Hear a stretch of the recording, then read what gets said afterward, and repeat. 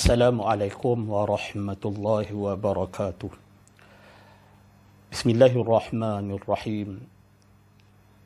Alhamdulillah nahmaduhu wa nasta'inuhu wa nastahdihi wa nastaghfiruh wa na'udzu billahi min syururi anfusina wa min sayyiati a'malina. Man yahdihillahu fala mudilla lahu ومن يضلل فلا هادي له أشهد أن لا إله إلا الله وحده لا شريك له وأشهد أن سيدنا محمدا عبده ورسوله اللهم صل وسلم وبارك على هذا النبي الكريم سيدنا ونبينا وحبيبنا محمد بن عبد الله وعلى آله وأصحابه أجمعين. سبحانك لا علم لنا إلا ما علمتنا إنك أنت العليم الحكيم. رب اشرح لي صدري ويسر لي أمري واحلل عقدة من لساني يفقه قولي. ولا حول ولا قوة إلا بالله العلي العظيم. ثم أما بعد. Yang berusaha Tuan Pengarah Pendidikan Jabatan Pendidikan Negeri Kedah Darul Aman, para pegawai di Jabatan Pendidikan Negeri Kedah Darul Aman, seterusnya muslimin, muslimat, sidang penonton, pendengar yang dikasihi, mudah-mudahan kita semua diberkati dan dirahmati oleh Allah Subhanahu wa taala. Pertamanya dan selamanya, marilah sama-sama kita melafazkan kesyukuran kita ke hadrat Allah Subhanahu wa taala. Kerana Allah Subhanahu wa taala masih lagi memanjangkan usia kita serta memberi dan mengurniakan kepada kita dengan pelbagai nikmat yang seharusnya kita sebagai hamba-Nya yang beriman hendaklah sentiasa mensyukuri akan segala nikmat yang Allah Subhanahu wa taala kurniakan kepada kita. Demikian jugalah nikmat yang Allah kurniakan diberi ruang kesempatan untuk kita sama-sama menilai dan bermuhasabah diri kita ini agar kehidupan kita sehingga ke saat ini adalah kehidupan yang diredai oleh Allah Subhanahu wa taala. Sementara pula kita sekarang ini berada di 10 hari bulan Zulhijjah, yang mana Allah Subhanahu wa taala jelaskan kepada kita dan telah pun kita maklumi bahawa di sepanjang tempoh 10 hari awal Zulhijjah ini merupakan hari-hari yang penuh barakah, yang dilimpahkan pahala oleh Allah Subhanahu wa taala kepada kita. Dan sepatutnya lah kita berusaha memenuhi hari-hari ini dengan ibadah kepada Allah Subhanahu wa taala.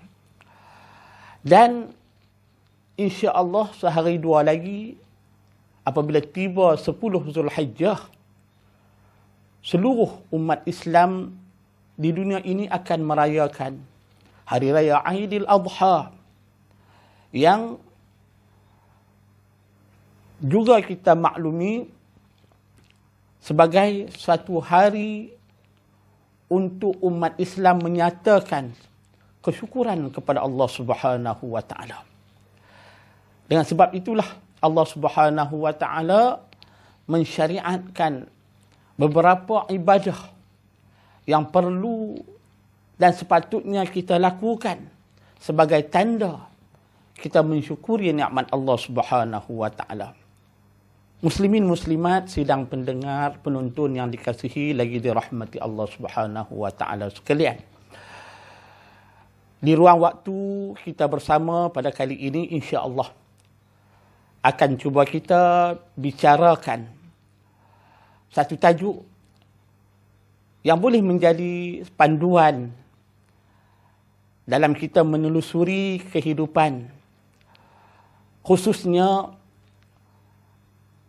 di bulan Zulhijjah, untuk kita sambut Hari Raya Aidil Adha, dan untuk kita jadikan bulan yang penuh barakah ini sebagai bulan yang dipenuhi dengan ibadah, taqarrub ataupun penghampiran diri kita kepada Allah Subhanahu wa taala, yang akhirnya akan memperoleh redha Allah Subhanahu wa taala. Baiklah tuan-tuan, tajuk yang akan kita bicarakan pada hari ini ialah ibadah korban antara kemampuan dan kemahuan. Tuan-tuan dan puan yang saya kasihi sekalian, pengertian ibadah korban ini sebagaimana yang telah dinyatakan oleh para ulama ialah menyembelih haiwan ternakan pada masa-masa tertentu dengan syarat-syarat yang tertentu. Dan sebagaimana pula yang telah pun disebut oleh Syekh Said Sabiq di dalam kitabnya Fiqhus Sunnah, Al-Udhiyah wal-Dhahiyah ismun lima yuzbahu minal ibili wal-baqari wal-ghanami yawman nahri wa ayyamit tashriqi taqarruban ila Allah Ta'ala. Yang dikatakan amalan korban itu ialah satu nama kepada ketika mana binatang disembelih. Yakni binatang itu termasuklah unta, lembu dan juga kambing yang disembelih pada hari Nahar, yakni hari raya Aidil Adha, wa ayyam at-tashri' dan juga hari-hari tashri'. Kerana taqarruban ila Allah Ta'ala, untuk mentaqarrub, menghampirkan diri kita kepada Allah Subhanahu wa taala. Jadi daripada pengertian ini dapat kita fahami bahawa ibadah kurban ini adalah sesuatu yang disyariatkan di dalam agama kita dan dituntut sangat-sangat untuk kita melakukannya, kerana di situ akan melahirkan satu rasa taqarrub, menghampirkan diri kepada Allah Subhanahu wa taala. Baik tuan-tuan, antara dalil yang mana Allah Subhanahu wa taala sebut di dalam surah Al-Kautsar, fasalli li rabbika wanhar, maka tunaikanlah solat, yakni solat sunat Aidil Adha, li rabbika, kerana menuntut keredaan Tuhanmu, wanhar, dan laksanakanlah sembelihan korban. Kemudian Allah Subhanahu wa taala juga sebut di dalam surah Al-Hajj ayat yang ke-36, wal budna ja'alnaha lakum min sya'airillahi lakum fiha khair, dan binatang unta itu kami jadikan ia bagi kamu daripada syiar-syiar Allah Subhanahu wa taala bagi kamu, dan padanya itu ada banyak kebaikan-kebaikan. Dan tuan-tuan dan puan yang saya kasihi sekalian, kita selaku umat Islam sudah tentulah menjadikan baginda Nabi SAW sebagai idola, contoh teladan kita. Jadi apabila baginda Nabi SAW melaksanakan ibadah korban dan Nabi sendiri yang menyembelih korban, maka di situ menjadi satu kefahaman kepada kita.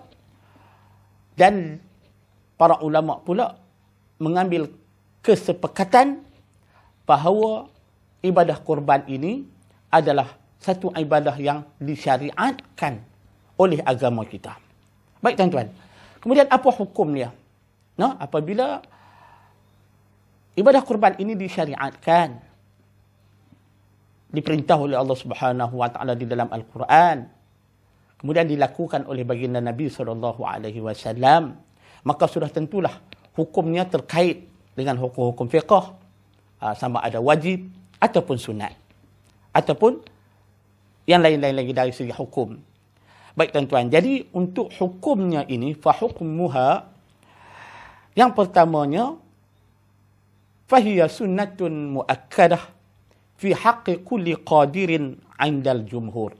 Jadi inilah hukum yang telah disepakati oleh jumhur para ulama. Jumhur para ulama menyatakan bahawa hukum berkorban atau menyembelih binatang korban ini adalah sunat yang sangat-sangat dituntut ke atas orang yang berkemampuan. Baik tuan-tuan, jadinya sunnah ataupun para ulama bersepakat, ajma'ul al-a'immah,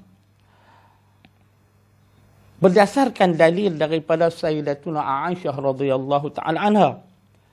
Qalat qala Rasulullah sallallahu alaihi wasallam, ma 'amila ibnu Adam yawman nahri ahabba ila Allah min ihraqid dami wa innahu la ya'ti yawmal qiyamati biquruniha wa ash'ariha wa azlafiha wa inna ad-dama la yaqa'u min Allah bimakanin qabla an yaqa'a bil ardi fatibu biha nafsah. Rawahu Tirmizi wa Ibnu Majah. Daripada hadis ini, para ulama dan menjadi ijma' para ulama menyatakan bahawa hukum melaksanakan ibadah korban, menyembelih binatang pada hari-hari nahar dan hari-hari tasyrik adalah hukumnya sunat yang sangat dituntut. Ini satu pendapat. Kemudian ada juga pendapat yang menyatakan bahawa menyembelih korban ini adalah wajib. Dan pendapat ini adalah daripada Al-Imam Abu Hanifah, ataupun kita sebut sebagai Hanafiyah. Adapun yang paling sesuai dengan kita pada hari ini, dan kita pun setelah masyhur dan juga ma'ruf di kalangan umat Islam, mengambil pendapat yang menyatakan bahawa melaksanakan ibadah korban, menyembelih binatang ternakan korban ini adalah hukumnya sunat muakkadah. Sunat yang sangat-sangat dituntut. Namun tuan-tuan, di sana adanya amaran yang keras daripada baginda Rasulullah sallallahu alaihi wasallam terhadap orang yang berkemampuan tetapi tidak mahu melaksanakan ibadah korban. Mungkin sebab kerana bakhil ataupun dengan sebab kelekut, bimbang kalau dengan dia melaksanakan ibadah korban itu akan menjejaskan hartanya ataupun binatang ternakannya. Maka di sini terdapat satu hadis yang sahih daripada riwayat Imam Ahmad dan Ibnu Majah, yang mana baginda Nabi sallallahu alaihi wasallam menyebut, man kana lahu malun falam yudhi fala yaqrabanna musallana. Barang siapa yang ada baginya harta, maka dia tidak melakukan sembelihan korban, maka janganlah ia menghampiri akan tempat sembahyang kami. Dan di dalam riwayat yang lain, man wajada sa'atan falam yudhi fala yaqrabanna musallana. Barang siapa yang mempunyai kemampuan, maka ia tidak melaksanakan ibadah korban, maka janganlah ia menghampiri tempat solat kami. Jadi tuan-tuan, kita dapat juga pahami bahawa walaupun ibadah korban itu adalah satu ibadah yang sunat, namun kepentingan dan juga hikmah daripada ibadah korban ini sangat besar. Dan sehingga kan baginda Nabi SAW memberi amaran kepada orang yang mampu tetapi tidak melaksanakan ibadah korban. Baik tuan-tuan yang saya kasihi sekalian, lalu mari kita tengok apakah hikmah yang terkandung di dalam ibadah korban itu. Jadi para ulama menyatakan yang pertamanya ialah untuk mendekatkan diri kita kepada Allah Subhanahu wa taala. Yang sebagaimana perintah puasa. Di akhir ayat Allah menyebut la'allakum tattaqun. Maka untuk ibadah kurban ini juga di dalam satu ayat Allah Subhanahu wa taala menyebut lan yanalallaha luhumuha wala dima'uha walakin yanaluhu taqwa minkum. Tidaklah sampai kepada Allah daging-daging kurban dan juga darah-darah kurban, tetapi yang sampai kepada Allah ialah taqwa minkum.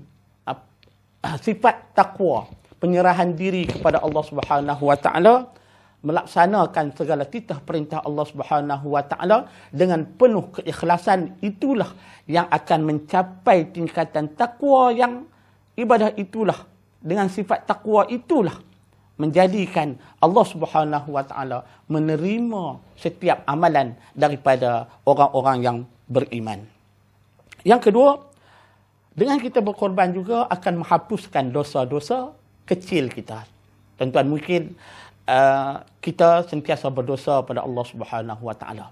Jadi apabila tiba masa kita berkorban sebegini, maka rebutlah peluang ini untuk kita melakukan ibadah korban. Dan bila kita berkorban itu, kita telah pun membelanjakan, membeli setumpuk bahagian ataupun seekor, sama ada kambing ataupun lembu. Lalu itu telah pun menunjukkan kita mengeluarkan sebahagian daripada harta kita untuk membeli binatang ternakan ini untuk disembelih kepada Allah Subhanahu wa taala. Maka di sini menunjukkan bahawa kita telah pun berkorban dengan wang ringgit kita, dengan harta benda kita. Maka di situ Allah menjanjikan penghapusan dosa kepada orang yang melaksanakan ibadah korban. Kemudian yang ketiganya, dengan melaksanakan ibadah korban ini juga menunjukkan rasa syukur kita di atas segala nikmat yang Allah Subhanahu wa taala kurniakan kepada kita. Yang ketiga, yang keempat tuan-tuan, ianya sebagai sedekah daripada orang yang berada si kaya kepada orang yang kurang berkemampuan. Apabila kita menyembelih korban, sudah tentulah dan sebagaimana yang telah diperintahkan oleh baginda Nabi, apabila kita laksanakan korban, kena dibahagikan kepada 3 bahagian. Yang pertamanya untuk dimakan oleh kita dan juga keluarga kita.